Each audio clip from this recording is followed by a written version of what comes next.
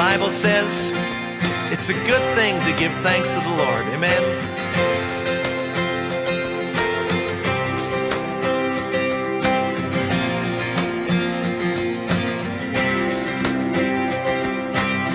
I come before you today. There's just one thing that I want to say. Thank you, Lord. Thank you, Lord, for all you've given to me, for all the blessings that I cannot see. Thank you, Lord. Thank you, Lord. With a grateful heart, with a song of praise, with an outstretched arm, I will bless your name and thank you, Lord. I just want to thank you, Lord. Thank you, Lord. I just want to thank you, Lord. Thank you, Lord.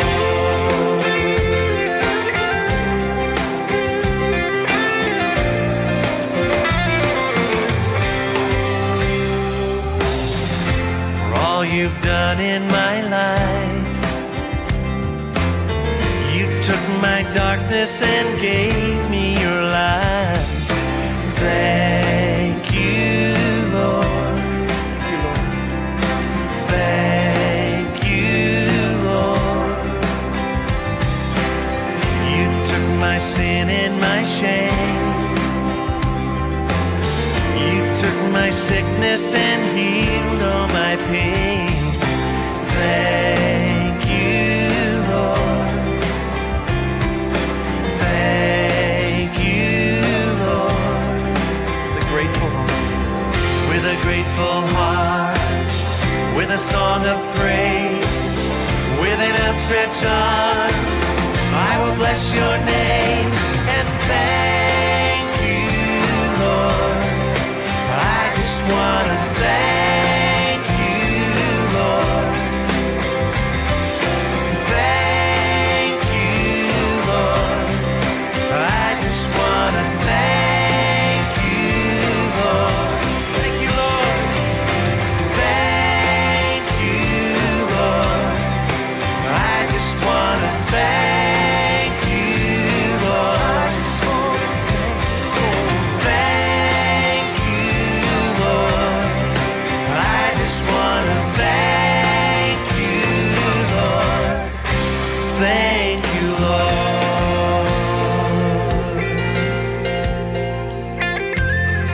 We thank you, Lord. Yes, we do. For all you've done, for all you're going to do. Thank you, thank you, thank you. Yes, we do.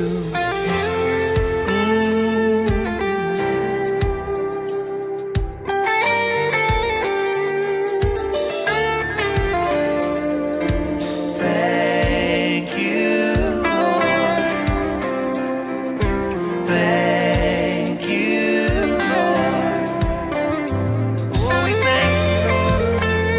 Yes, we do.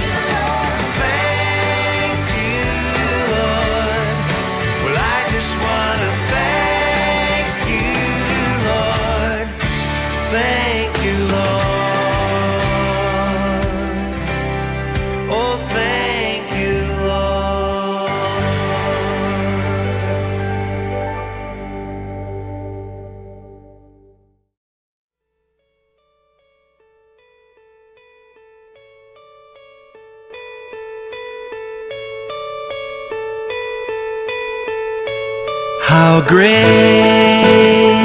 is our God? Sing with me, how great is our God, and all will see how great is our God.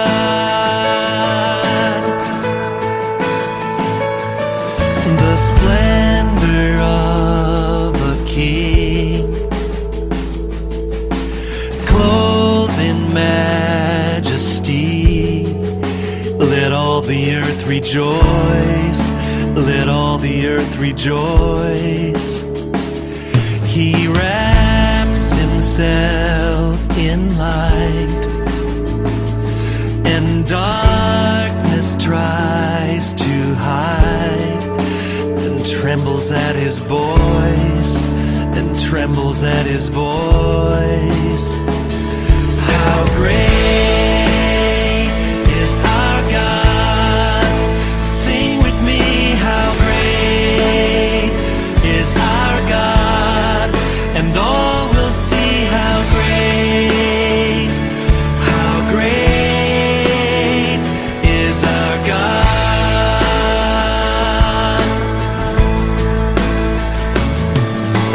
Age to age he stands,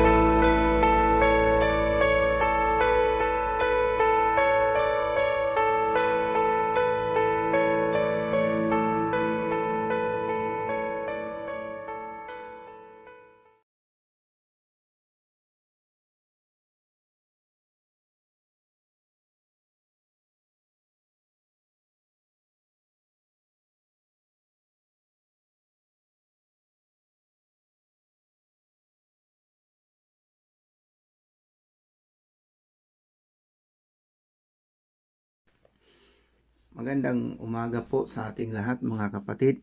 Isang mapagpalang umaga po sa ating lahat. Sa Diyos po ang papuri, naway nasa malusog at malakas tayong mga pangangatawan.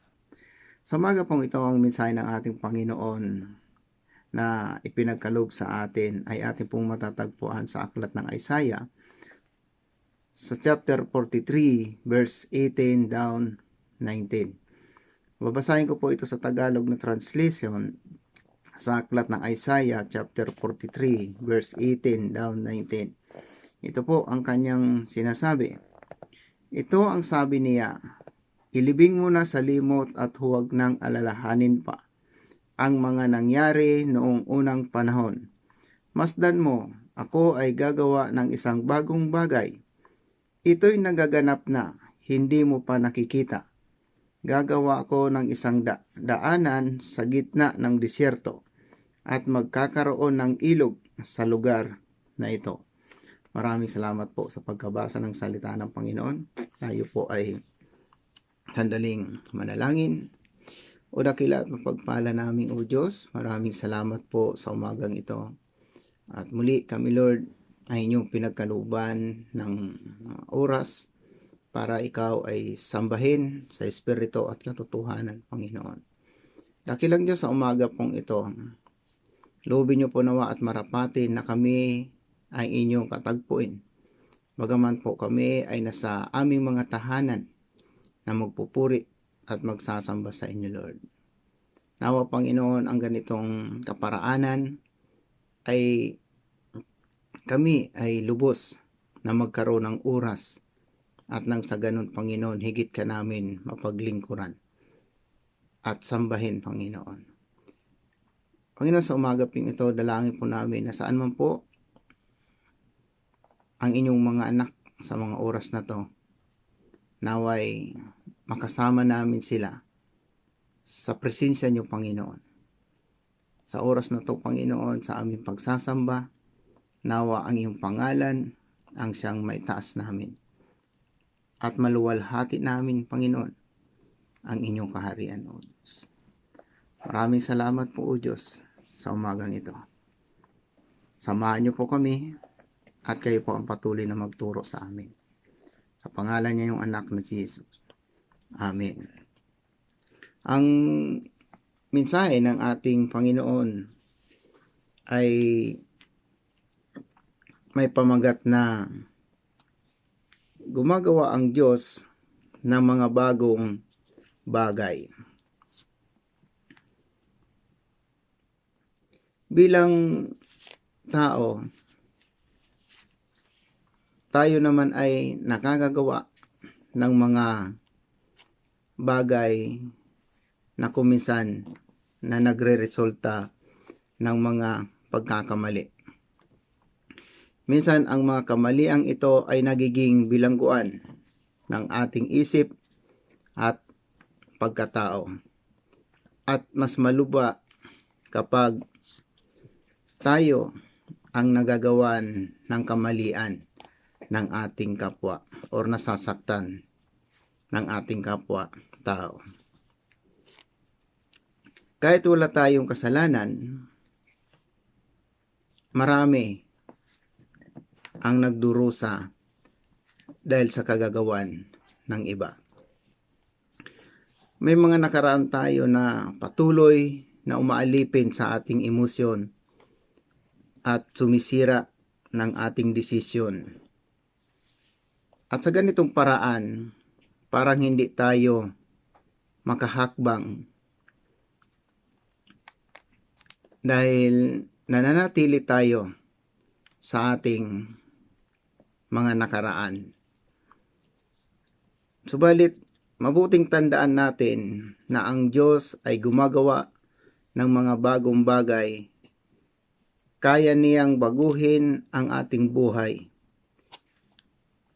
Hindi man mabago ang ating nakaraan, ngunit maaari pang mabago ang ating bukas kung hahayaan natin na ang Diyos ang gagawa sa ating buhay. at maranasan natin ang bunga ng bagong buhay na ang Panginoon ang nagkaloob sa atin. Sa umaga pong ito, 3 bagay ang pwede nating gawin upang patuloy ang ating Diyos ay makagawa or gumawa sa ating buhay, lalo na po sa bagong kasisimula pa lang ng taon na to. Nakakalungkot na kung minsan yung mga bagay na nagagawa natin ay tila ba paulit-ulit na lang. Tila ba hindi nagkakaroon ng mga bagong kaparaanan, mga bagong pamamaraan.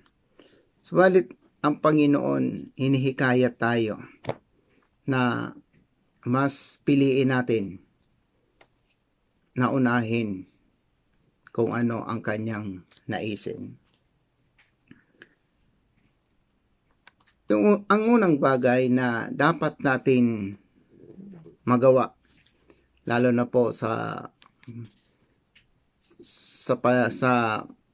pagharap natin sa panibagong taon na to, ay kinakailangan natin na maging consistent sa lahat ng ating ginagawa. Ang una po na dapat nating gawin ay yung ipagkatiwala natin sa ating Diyos ang ating buhay. Diba? So lalo na po sa panahon ngayon, tila ba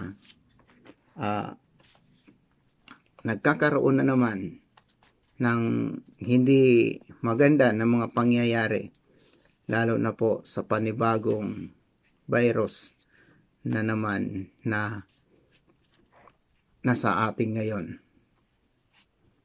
Sabi po rito, kinakailangan natin ipagkatiwala ang ating buhay sa ating Panginoon. Ang ating kalagayan at ang ating mga hinaharap o ang ating kasalukuyan o ano pa man ay kinakailangan ito ay pagkatiwala natin sa Panginoon.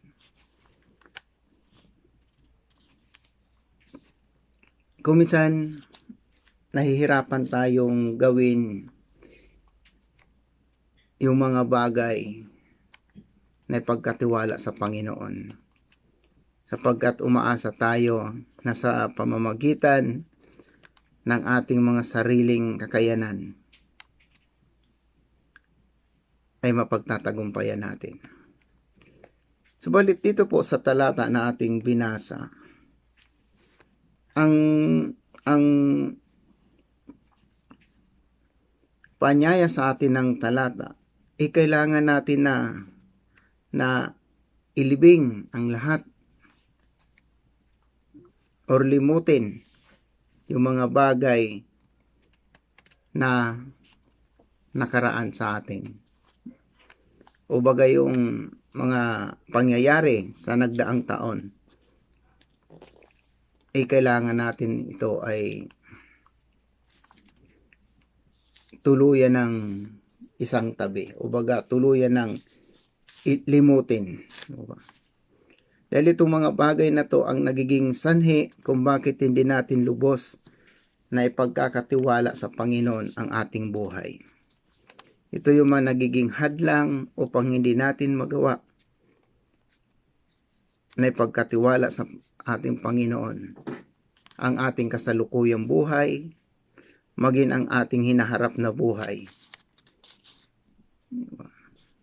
Kung yung mga nakaraan ay hindi natin nagagawa na ipagkatiwala sa Panginoon, so siguro po itong kasalukuyan nating buhay, maging sa hinaharap, ay ito po ay kailangan natin ipagkatiwala sa Panginoon. Maging po yung ating mga kahinaan yung mga kapaguran na nangyayari sa atin, ay kailangan natin itong ipagkatiwala sa Panginoon. So sabi nga po niya sa Matthew 11 verse 28, sabi dito ang paanyaya, kailangan na tayong lumapit tayo sa Panginoon. Sabi diyan, lumapit kayo sa akin, kayong lahat na nahihirapan. Yan po ang laging paanyaya ng Panginoon sa atin. At maging po sa pagharap natin sa panibagong taon na to, ito pa rin po ang paanyaya sa atin ng Panginoon. Patuloy tayong lumapit sa Kanya. Patuloy natin ipagkatiwala anuman ang ating mga gagawin sa taon na to. Anuman ang mga plano, anuman ang mga naisin, o anuman mga pangyayari, anuman ang mangyari, kailangan ipagkatiwala natin sa Panginoon lahat na to. Dahil wala po tayong magagawa kung hiwalay tayo sa Panginoon. Pangalawang bagay po na kinakailangan nating dapat na gawin ay yung iwanan natin ang mga nakaraan or limutin na ang mga nakaraan. May mga taong hirap na hirap iwanan ang mga nakaraan. Bakit po? Dahil nais niyang harapin ito sa pamamagitan ng kanyang sariling mga pamamaraan. Ang iba naman ay nag-aakalang ang paglimot sa nakaraan ay isang kaduwagan or pagtakas kung iiwan ang nakaraan. Subalit ito po ang paanyaya sa atin sa talata na kinakailangan na ilibing na ang lahat ng ito upang tayo ay makausad sa buhay Kristiyano, sa buhay bilang mga mananampalataya. Sa mga nagdaan taon, maraming mga pinagdaanan, lalo na po itong pandemyang ito. Maraming pinagdaanan ang mga mananampalataya. Ang sabi po dito, kailangan natin ng itong iwanan. Iwanan na natin ang mga pangyayaring ito. Harapin natin ang panibagong bukas na punong-puno ng pag-asa. Punong-puno ng kagalakan. At higit sa lahat, punong-puno ng pagtitiwala sa Panginoon. Kinakailangan tayo ay nagpapatuloy sa buhay bilang isang mga mananampalataya. Tulad na lang po ng sinabi ni Apostol Pablo sa Filipos chapter 3 verse 13. Sabi ni Apostol Pablo, sabi niya hindi niya ipinapalagay na ang lahat ng bagay ay nakamit niya na. Bagkus mas sumisikap siya. Mas pinagsisikapan niyang gawin yung mga bagay na nakakabuti para sa kanya. Na makamtan niya ang higit na mabuting layunin upang makamtan niya yung ganap na gantimpala na hatid ng pagsusumikap. Diba? Yung bang mas pinipili niya na harapin yung mga panibagong bukas kaysa yung alalahanin niya yung mga bagay na kanyang nakaraan. Dahil alam ni Apostol Pablo, itong mga bagay na to na naging nakaraan niya ay ito yung bahagi ng kanyang buhay na madilim. Diba? Kaya ito ay kanyang pinagsusumikapan na yung dating kanyang madilim na pamumuhay ay patuloy nang magkaroon ng liwanag at yung pag-asa na hatid ng salita ng Panginoon sa kanyang buhay ay ito yung kanyang mas sinisikap. Sabi niya, iniiwanan niya yung mga nakaraan na yun or nililimot niya. Sabi nga po dyan sa talata na binasa natin sa Isaiah, kailangan ilibing. Ito po yung sinasabi na kailangan nating ilibing na ang mga bagay na to na nangyari na. Kailangan natin harapin ang bagong taon na to na punong-puno ng lakas na galing sa ating Panginoon. Yung lakas na magbibigay sa atin ng kagalakan at yung pag-asa na hatid ng bagong taon na to sa ating buhay na ipinagkaloob sa atin ng Panginoon ay ito ay ating magagawa kung iiwanan natin, tatalikuran na natin or lilimutin na natin yung mga hindi magagandang nangyari. Gawin na lang natin itong isang tungtungan upang mas sigit natin maabot yung mga bagay na ginagawa ng Panginoon para sa atin. Sabi po dito, kung iiwan natin ang nakaraan, sabi dito, binibigyan natin ng puwang ang Diyos upang gumawa siya ng panibagong bagay sa ating buhay.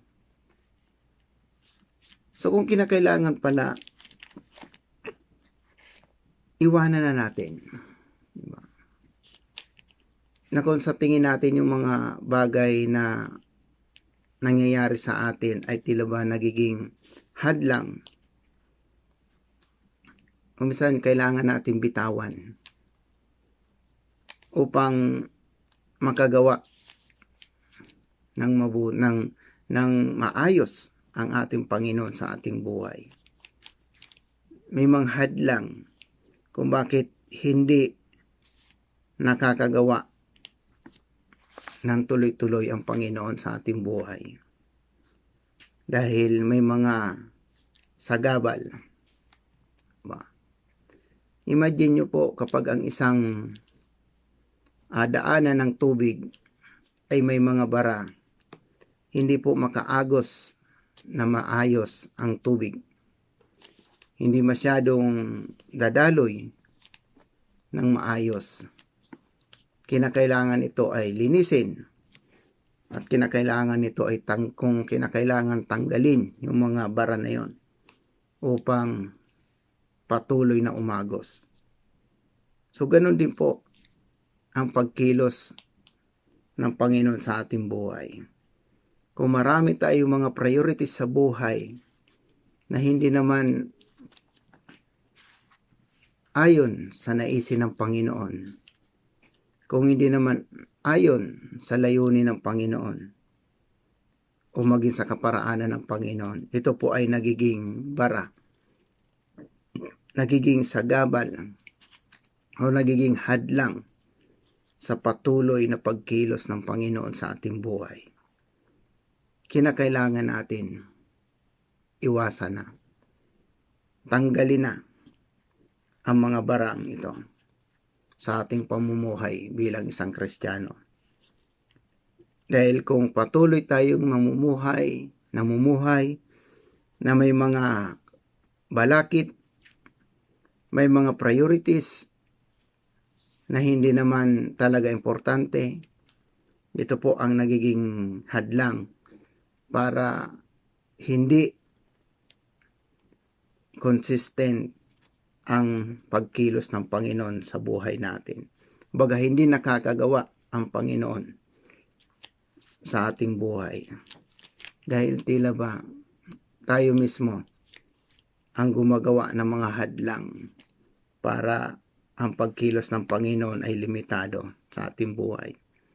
So tulad po ni Apostol Pablo, kailangan natin hangarin na makamtan ang pagpapala o yung gantimpala na mula sa ating Panginoon. Pangatlo po, sabi dito, piliin natin ang mabubuting bagay. Sa halip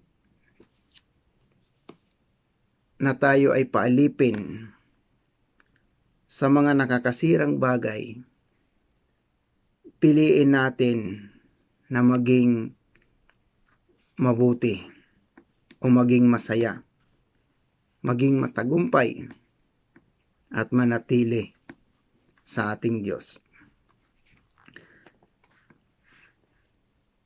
Ang sabi po ng Panginoon sa Jeremiah chapter 29 verse 11, sapagkat batid kong lubos ang aking plano ko para sa inyo, mga planong hindi ninyo ikakasama, kundi para sa inyong ikabubuti.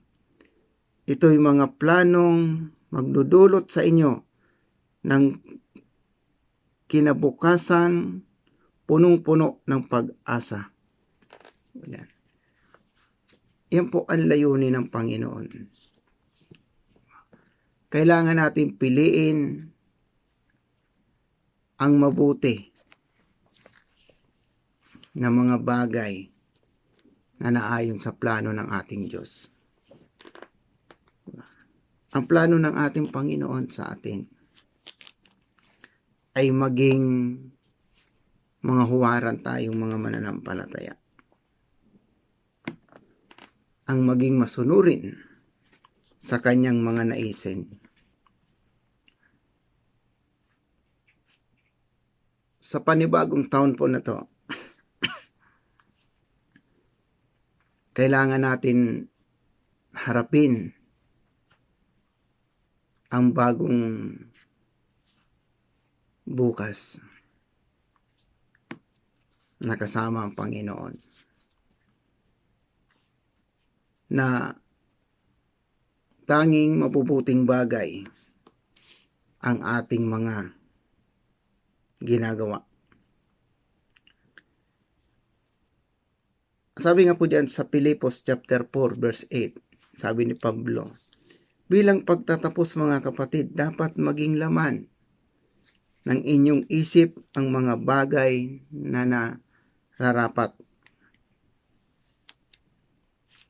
at karapat-dapat. Sabi pa rito, kapuri-puri yung mga bagay na totoo at yung mga bagay na marangal at yung mga bagay na matuwid at malinis. Sabi pa rito, kaibig-ibig. Diba? So sabi po rito, kailangan sa ating pagharap sa panibagong taon na to, taglay natin ang mga bagay na to na sinasabi diyan sa Pilipos chapter 4 verse 8. Pawang mga bagay na mabuti dahil ito ay galing sa ating Panginoon. Limutin natin kung may mga bagay tayong nagagawa, kung may mga bagay tayong nagawa na hindi mabuti sa paningin ng Panginoon, kailangan natin ito ay palitan ng mas karapat-dapat na mga bagay, kaibig-ibig na mga bagay, kapuri-puri at kagalang-galang. Sinasabi po dyan. Sabi po dyan sa Roma, sabi po sa Roma chapter 8 verse 28. Alam natin, verse 28, sabi po dyan, alam nating Kanya o kaya alam nating ang lahat ng bagay ay nagkakaisang gumagawa para sa ikabubuti ng mga nagmamahal sa Diyos. So sabi po rito, kinakailangan yung mga bagay na ginagawa natin ay nagkakaisa sa ikapupuri o sa ikararangal ng ating Panginoon. Kapatid, kumisan mahirap gawin yung mga bagay na sinasabi ng Panginoon. Ngunit kung susubukan nating gawin na piliin ang mga mabuting bagay upang tayo ay makaharap patuloy sa hamon ng buhay na to. Dito po sa taon ng 2022, masasabi natin na talagang tayo ay mga anak ng Diyos.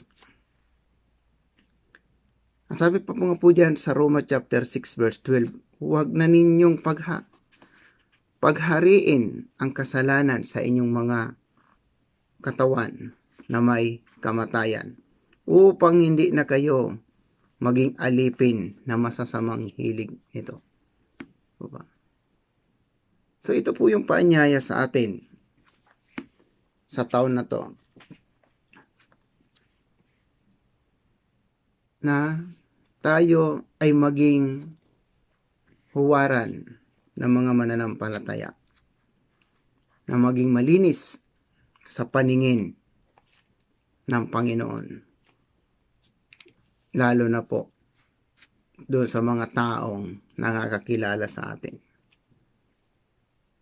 Kinakailangan piliin natin yung mga bagay na makakatulong sa atin upang ang Panginoon ay patuloy na gumagawa, patuloy na gagawa sa ating buhay. Dahil kung tayo po ay patuloy na nakakagawa ng mga pagkakamali, kung tayo po ay patuloy pa rin na inaalipin ng mga gawa ng ating mga laman,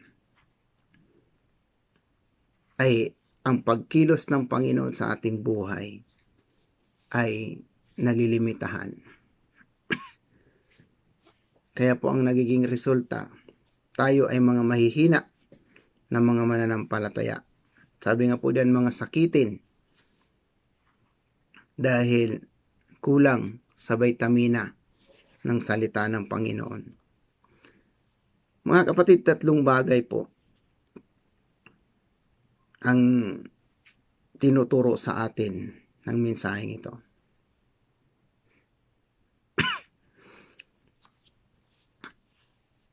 Una, kailangan lang po nating na ipagkatiwala sa ating Panginoon ang ating buhay sa taon pong ito. Kung ipinagkatiwala natin sa Panginoon ang ating buhay itong nakaraang taon, ganun pa rin po ang gawin natin. Patuloy pa rin natin ipagkatiwala sa Panginoon ang ating buhay. Ang ating mga plano, ang ating mga naisin, ang ating mga gustong gawin, kailangan ipagkatiwala natin sa Panginoon. Maging ang ating buhay. Dahil ito ang nais ng ating Panginoon. Pangalawa po, kailangan nating limutin, ibaon na sa limot yung mga hindi magagandang pangyayari or yung mga hindi magagandang nangyari. Bagkus palitan natin ito ng mga bagay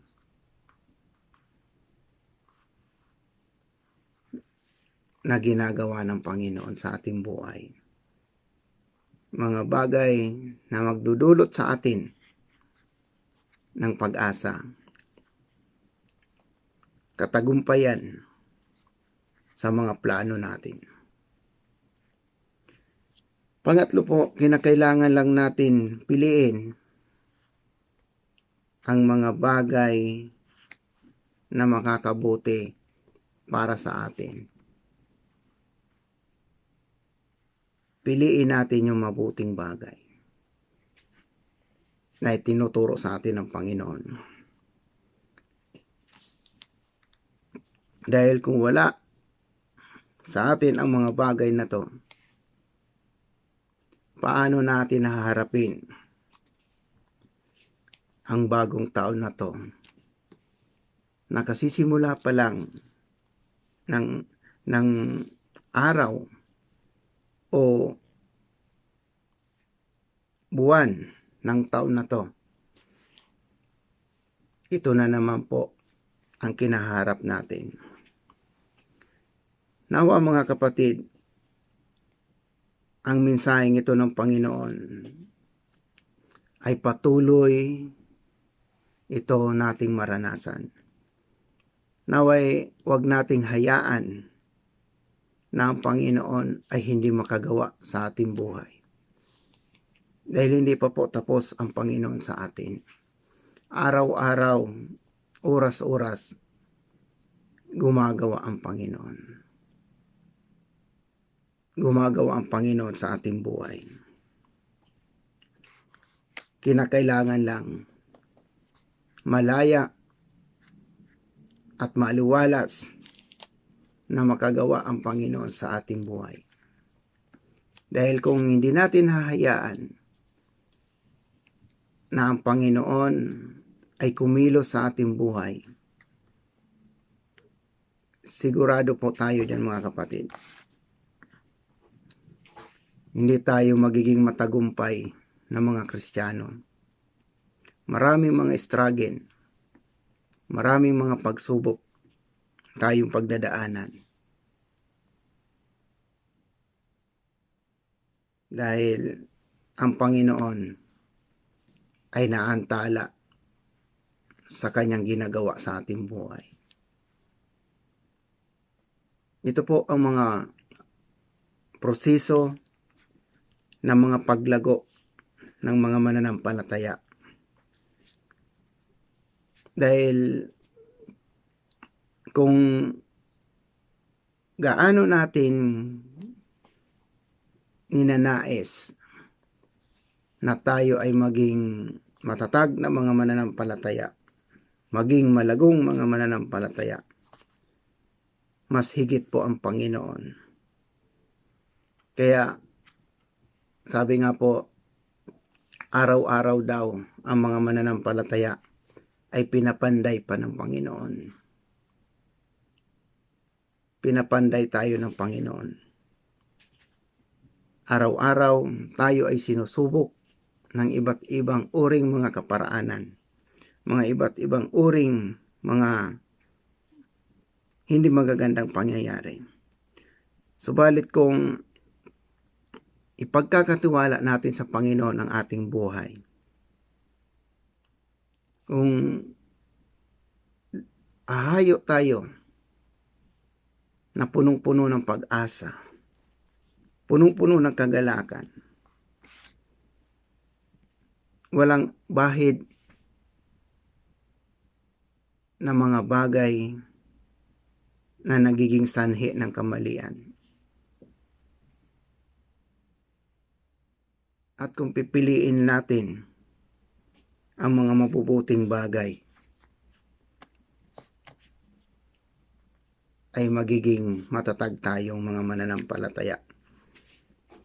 At maliwalas na makakagawa ang Panginoon sa ating buhay. Bagong taon na. Sabi nga nila, bagong buhay. Sabi dito, huwag natin hayaan na ang mga nakaraan sa ating buhay ang siyang magdikta sa atin sa hinaharap.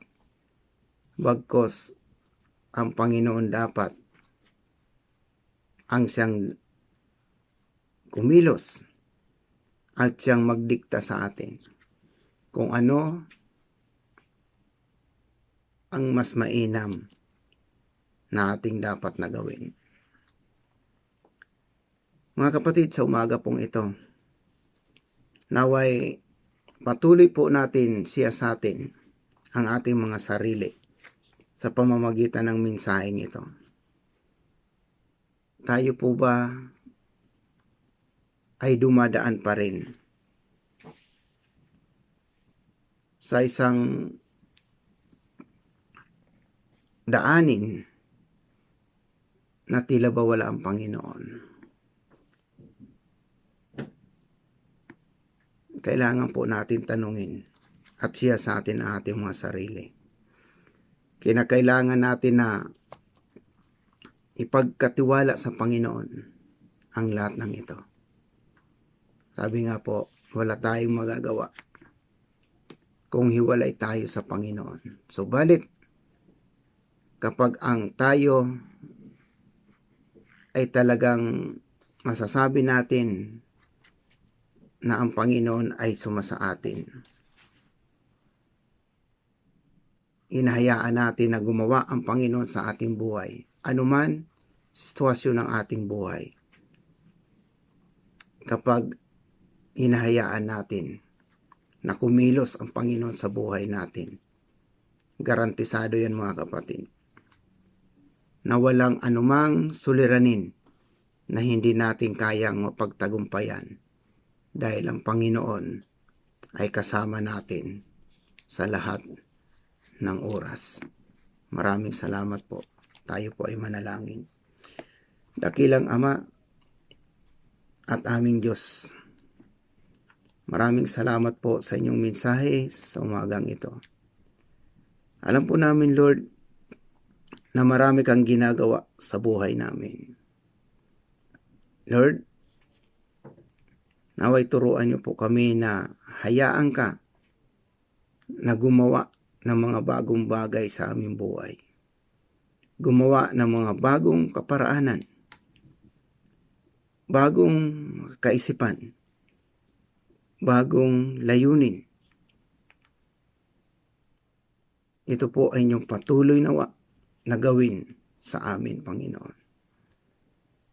Kung kami man po ay nakagawa ng mga bagay na taliwas sa inyong mga ginagawa para sa ikabubuti namin, patawarin niyo po kami, Lord. Bagkus naway, mas palaganapin niyo po ang mga bagong bagay na likha niyo po para sa amin at sa aming pagharap sa panibagong taon na to. Naway ang mga bagong bagay na ginagawa niyo po sa aming buhay ay amin pong patuloy na makamtan ngayon at bukas, Panginoon, at maging magpakailanman. Maraming salamat, Ama, sa pangalan niya yung anak na si Jesus. Amen. Amen.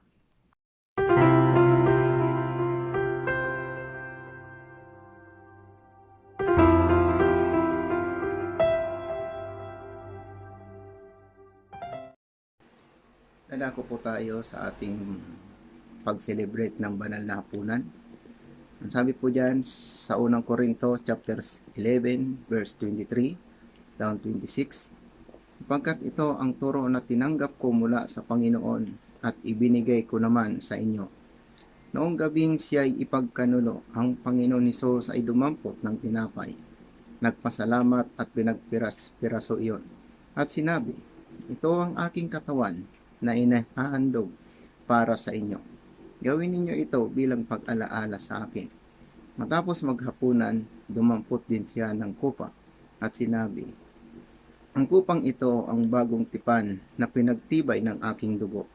Tuwing iinumin ninyo ito, gawin ninyong bilang pag-alaala sa akin.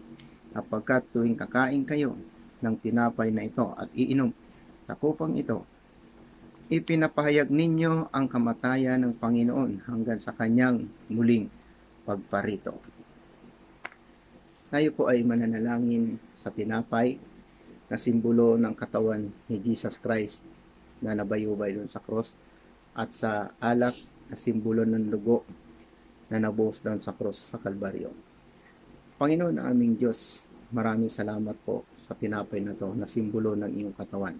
At sa alak, Panginoon, sa simbolo ng iyong dugo na nabuhos doon sa krus, Panginoon. Maraming salamat, Lord, sapagkat kami ay nagsiselebrate ng ganitong uri ng gawain bilang tanda at pag-alaala, Panginoon, ng ginawa niyo doon sa krus sa Kalbaryo, Panginoon. Kakainin at iinumin po namin ito ng punong-puno ng kagalakan, puno ng pag-asa na muli sa inyong pagbalik ay kami po ay iyong kasama sa samahan at muli kami ay patuloy na nagpapasalamat. Nang gabing ipinagkanulo ang Panginoon Jesucristo, dumampot siya ng tinapay at pinagpira-piraso niya. At ang sabi niya, ang tinapay na to ng simbolo ng aking katawan, kainin niyo ito, tanda ng pag-alaala sa akin. Kainin po natin ang tinapay.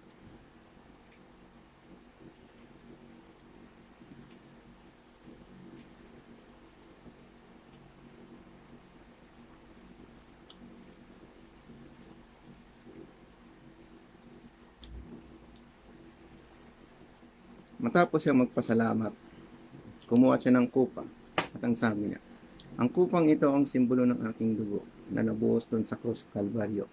Inumin niyo ito bilang tanda ng pag-alaala sa akin. Inumin po na.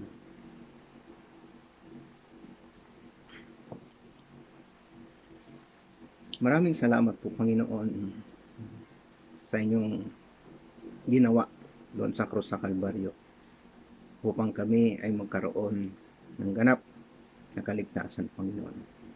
Salamat po sa buhay na inyong pinagkaloob sa bawat isa sa amin. Pinupuri ka namin at pinasasalamatan. At hanggang po sa inyong muling pagbabalik, Panginoon, dalangin po namin na patuloy niyo po kaming lingapin. Salamat, O Diyos, sa pangalan ng inyong anak ng Jesus.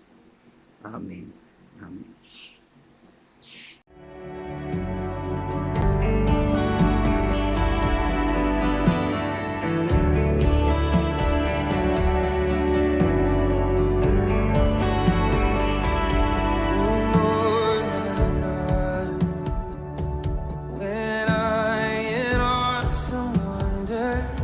Consider all the world thy hands have made.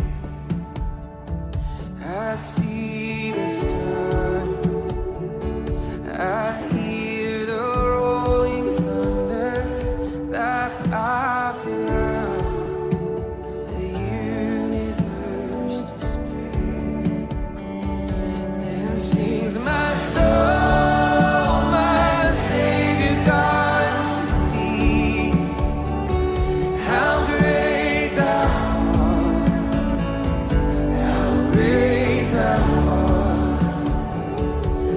Sings my soul, my Savior God, to thee. How great thou art, how great thou art.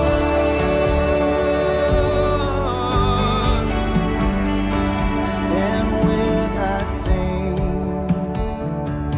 that God is Son, not sparing, send Him to die, I scarce can take it in, that on the cross my burden gladly bearing, He bled and died to take away my sins.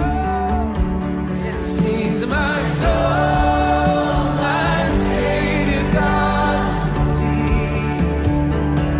How great thou art.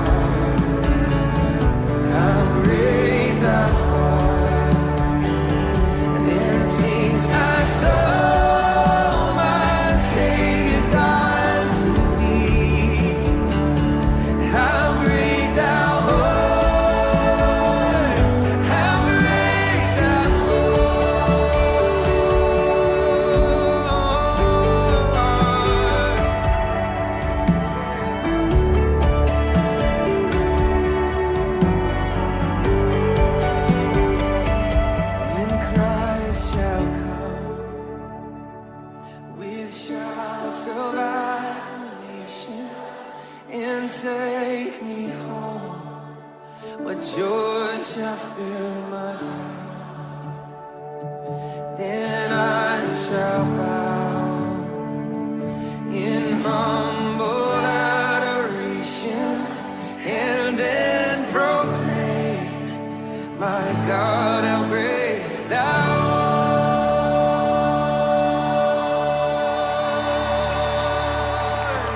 Then sings my soul, my Savior God, to thee.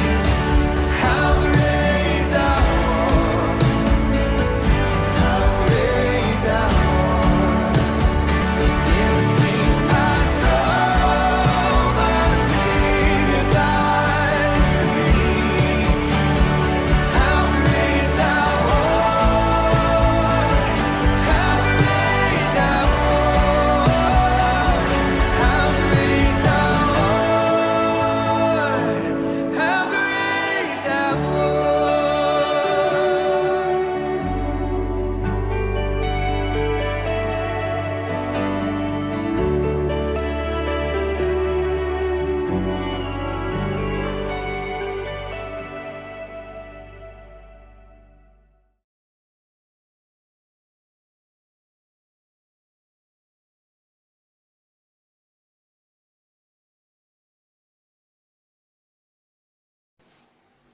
Tayo po ay mananalangin para sa closing prayer.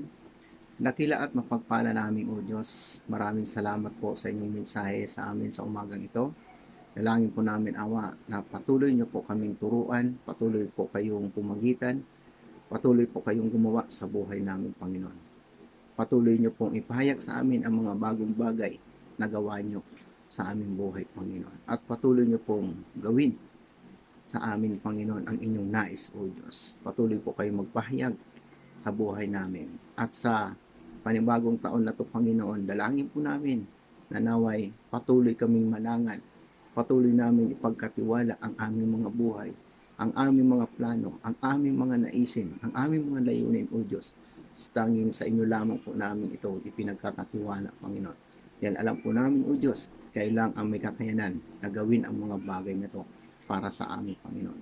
Kung kami man po ay may mga maraming pagkukulang, patawarin niyo po kami, Lord. Bagkos patuloy niyo po sa amin ituro ang mga landasin na inyo pong pinadadaanan sa aming, Panginoon, upang kami ay patuloy na humayo bilang isang mananampalataya, bilang isang iglesia, Panginoon, na tanging kayo ang aming sinusunod, Panginoon. Kayo ang aming sinusundan. Kayo ang aming Lord na gumagawa ng lahat ng mga bagay sa buhay namin. Ang Panginoon na naglikha ng langit at lupa, kasama ang Panginoon Jesucristo, ang siya nawang patuloy na magbigay ng pagpapala sa ating lahat, ngayon at bukas at kailanman. Amen.